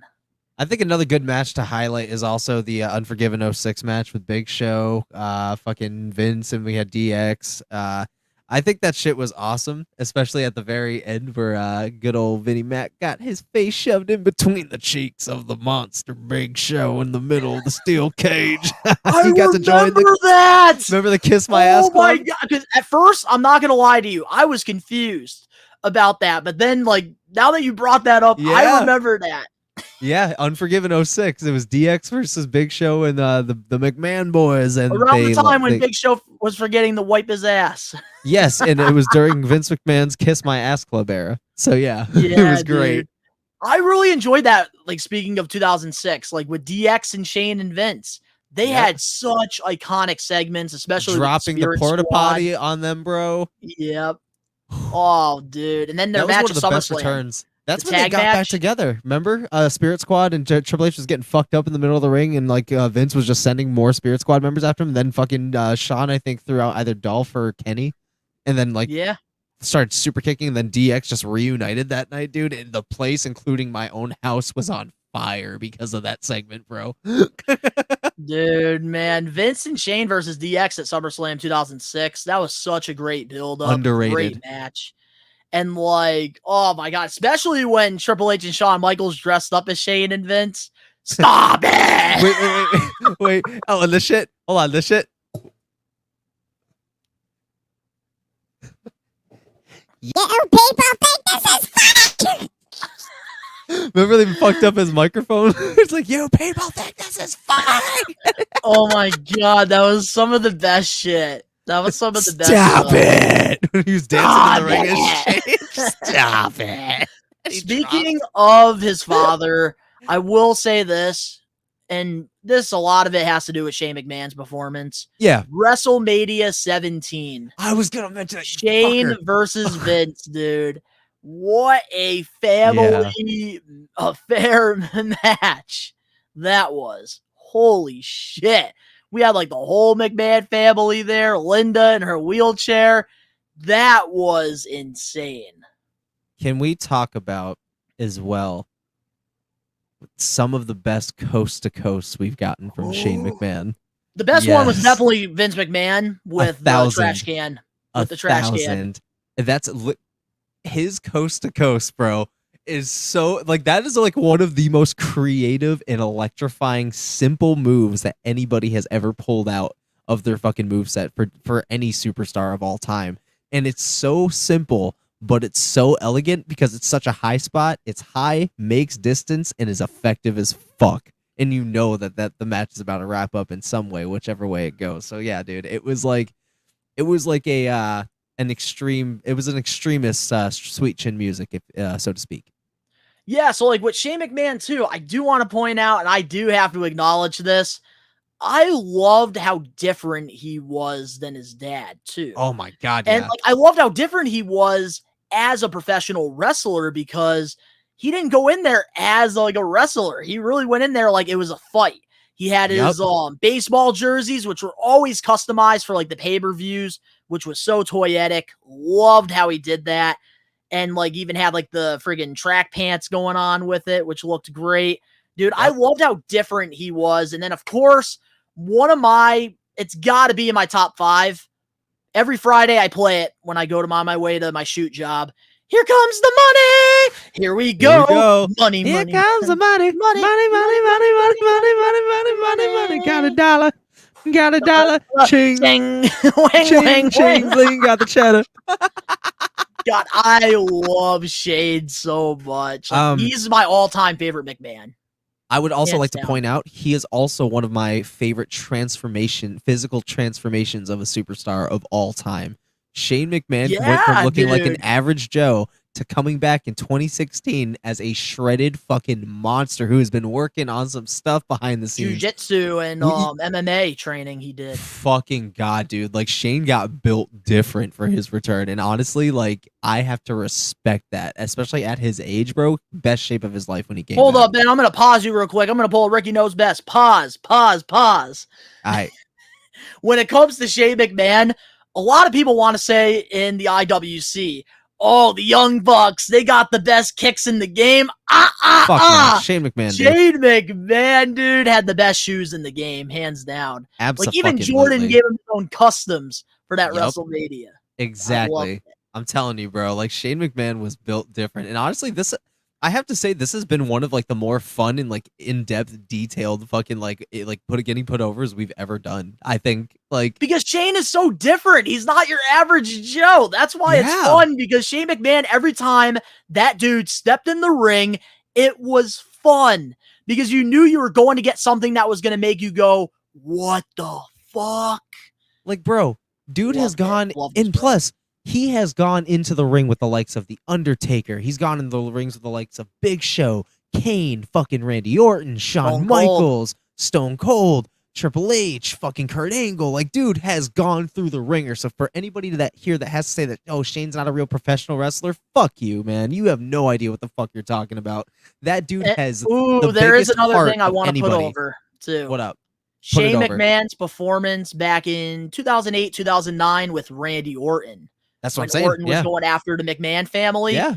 Shane, dude, he played a huge part in that, And then too. seeing fucking Vince and Triple H as faces with him in that whole fucking segment where they were whipping out security and then they went after Legacy, bro, was fucking adrenaline pumping. That was when a I was fun like 6-man 13, 14, bro. I was like 14 years old, bro. I was tweaking during that shit. I was like, what the fuck? Yeah, dude. I was like, dude, because I was like, Vince McMahon looked good because that's when Vince got in, like the best shape of his life. Yeah, so because like, even he was pumped. Because that year in 2009, they were pushing Triple H versus Randy at WrestleMania 25. And then Yes. we got him invading the house and throwing Randy like through the window. Absolutely. And they've recreated it So many good. times since. So So I good. love it. But also, too, man, in 2016, like you were saying, one of the most unexpected returns of all time. Nobody had any idea Shane McMahon was showing up on that random episode of Monday Night Raw. And I love that because during 2016, that was when the dirt sheets, they knew everything. There was no hiding anything. But Shane McMahon, dude, when he friggin' showed up, that massive pop, and then him and Stephanie going at it, and then Vince being shocked that he showed up, and then they had Undertaker and Shane in the Hell in the Cell. And then eventually we got pretty much, I feel like, our last great brand split with the SmackDown Live versus Monday Night Raw. You had Stephanie and Mick Foley going against Daniel Bryan and Shane McMahon, which I really enjoyed during that time. Absolutely, brother. But I will say, like, the whole best in the world thing that Shade was doing, I actually really didn't mind that character that he did. In the world. I actually didn't mind that, like, during that shitty time in WWE. Like, I was thought something it was entertaining. Yes, it was something entertaining. We had a very good heel that had, knew what he wanted to do. He had a gimmick. He had an announcer fucking giving him a custom announcement that would generate loads of fucking heat.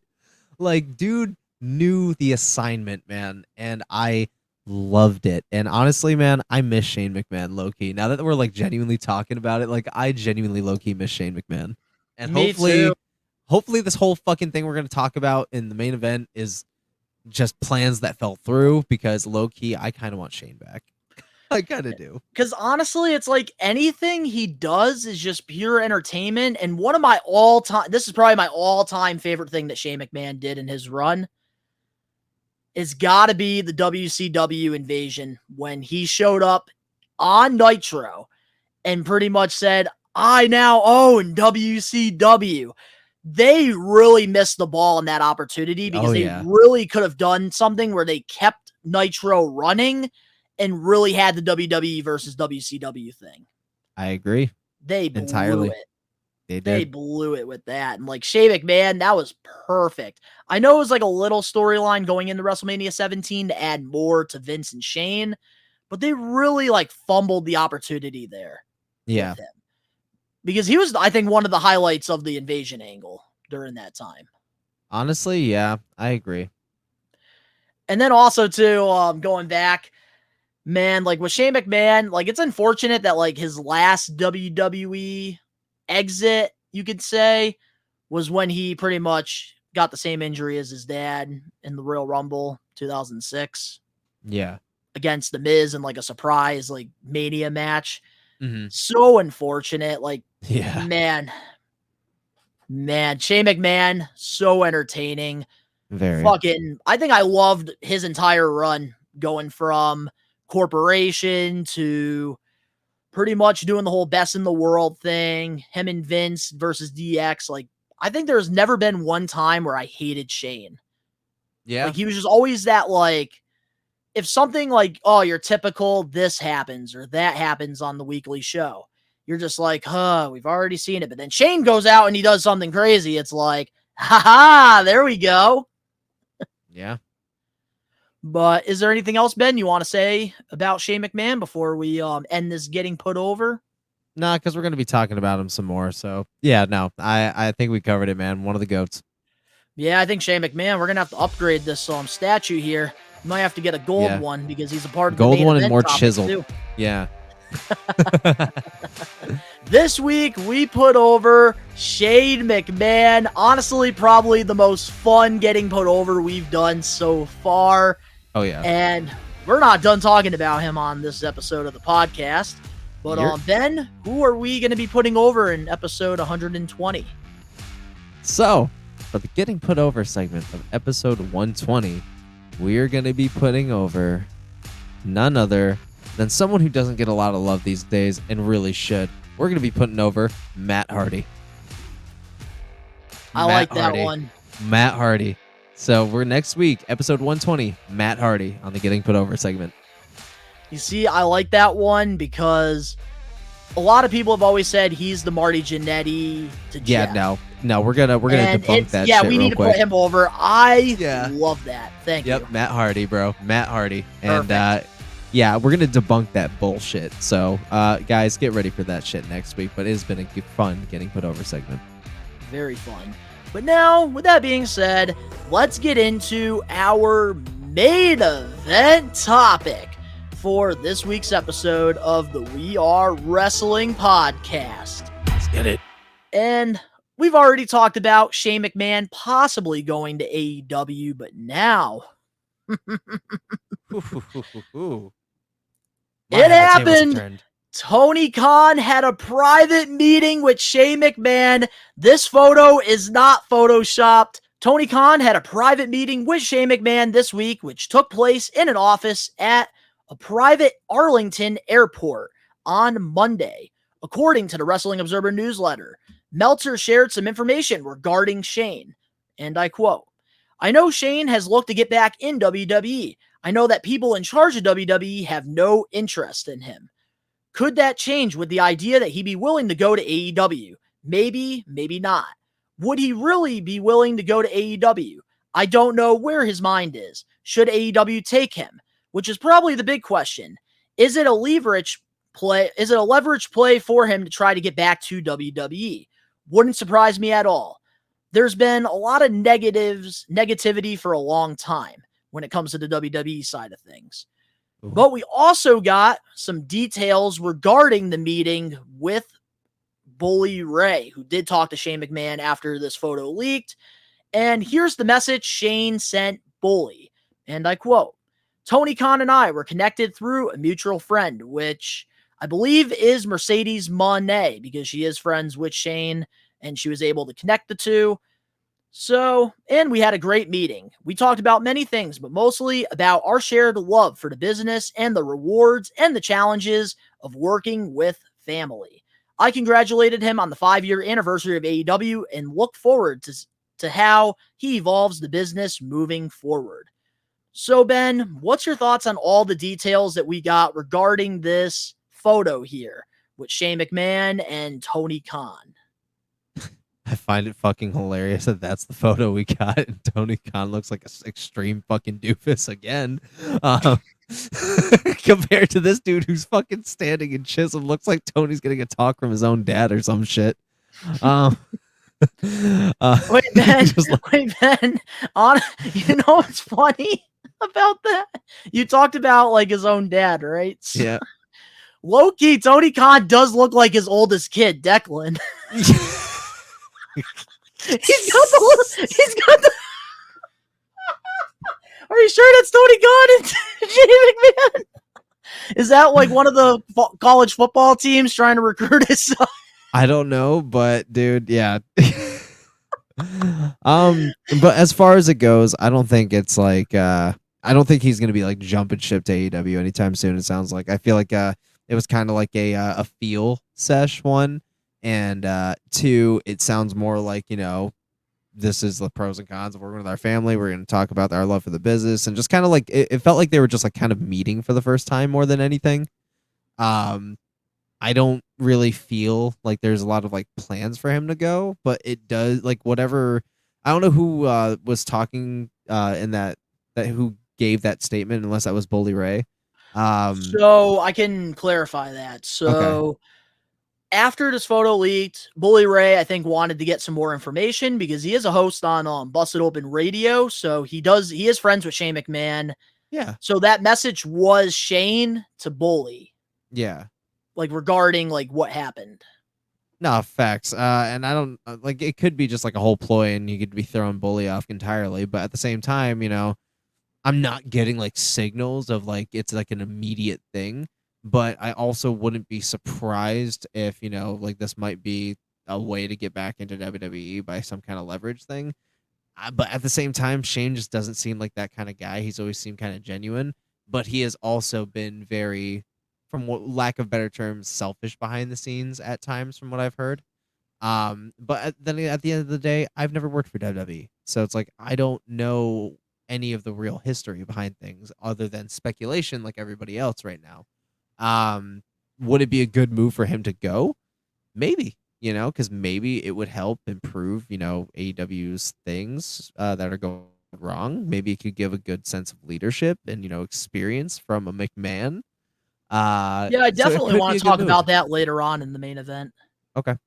Definitely. But when it's all said and done, I think that this is just like a lot of people, I think, are overthinking about it now because of the photo, of course.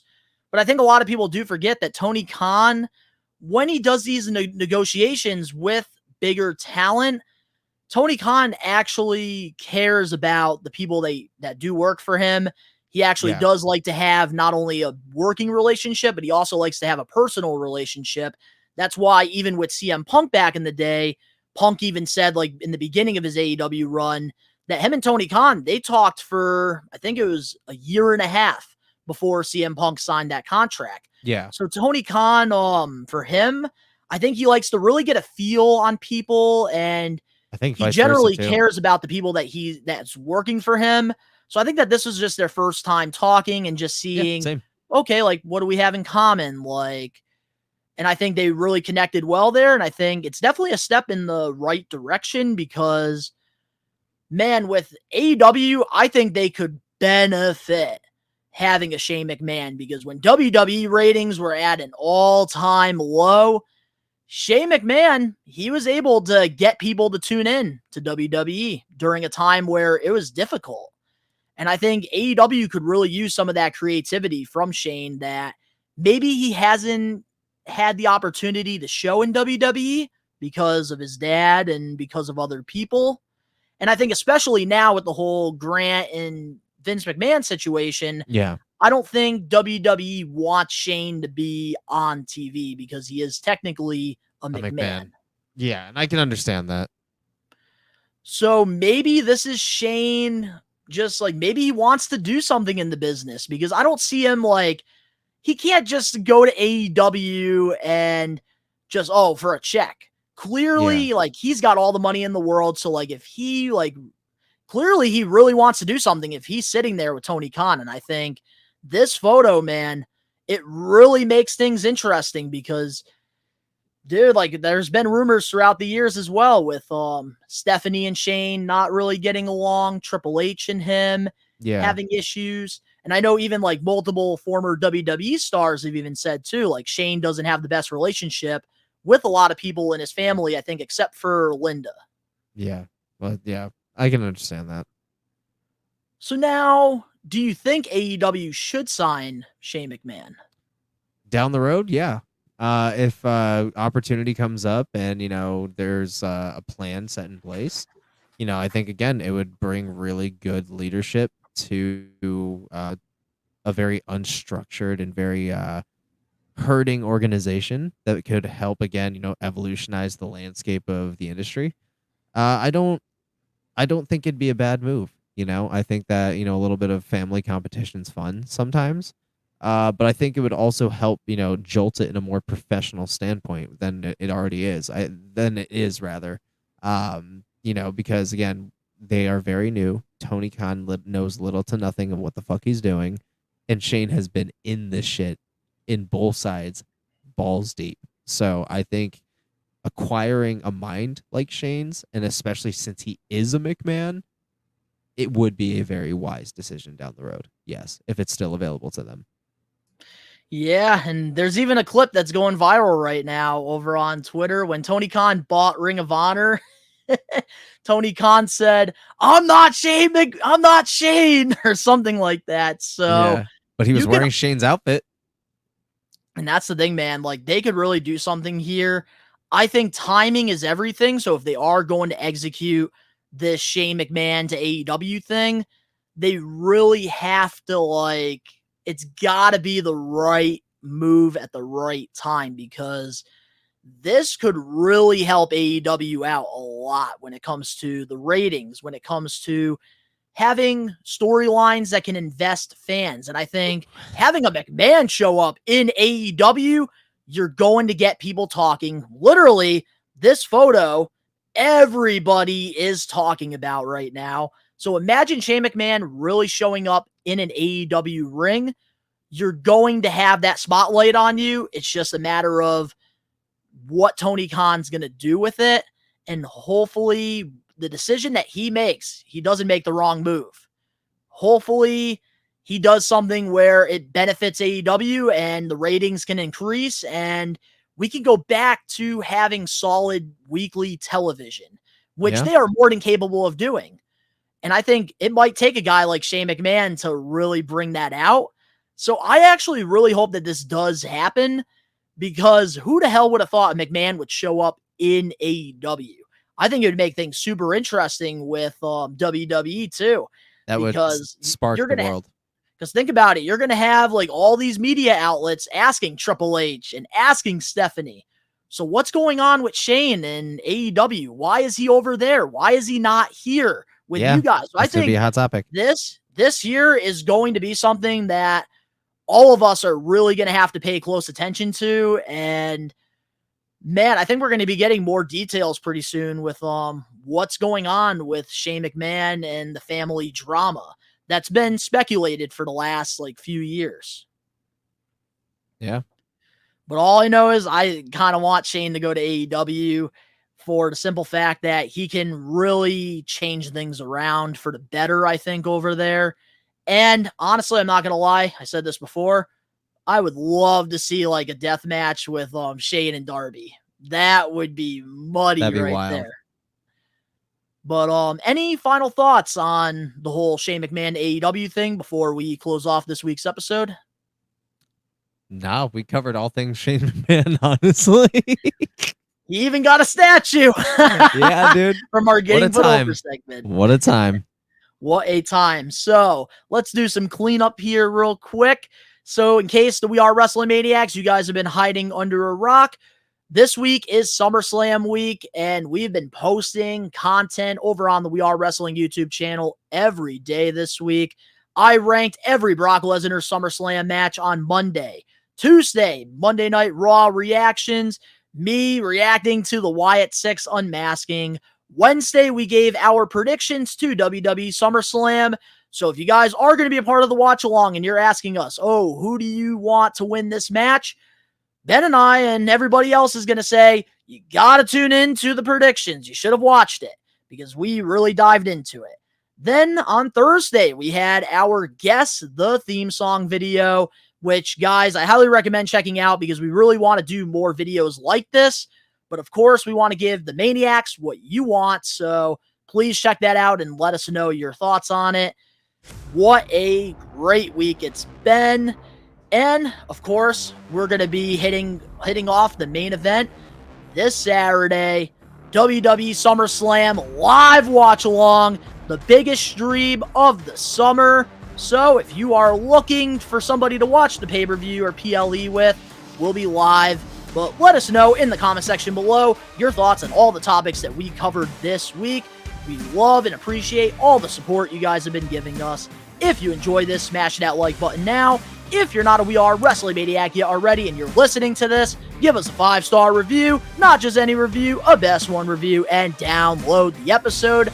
But if you're not a We Are Wrestling Maniac yet already over on the YouTube channel, where you get the best pro wrestling content, including the live WWE SummerSlam watch-along, and we love talking to the chat. Hit that subscribe button now, turn on the post notifications. The link's down in the description below. You can follow Ben and I over on our social medias and other YouTube pages, and Ben's Twitch. He's been going live on there, and I will not be surprised this Saturday if he's on his phone on Twitch live while we're doing our watch-along, and I'm posting toy videos every goddamn day for the last 12 days in a row, so please go support us on our other adventures, and the links are down in the description box below. But of course, to all that we are wrestling maniacs out there worldwide, we are taking over. Peace. Woo! Now, Ben, that is how you end a podcast. Dude, you just went fucking straight up Ric Flair on me out of nowhere, dude. It just happened out of nowhere, bro. And we'll end it off here. Woo!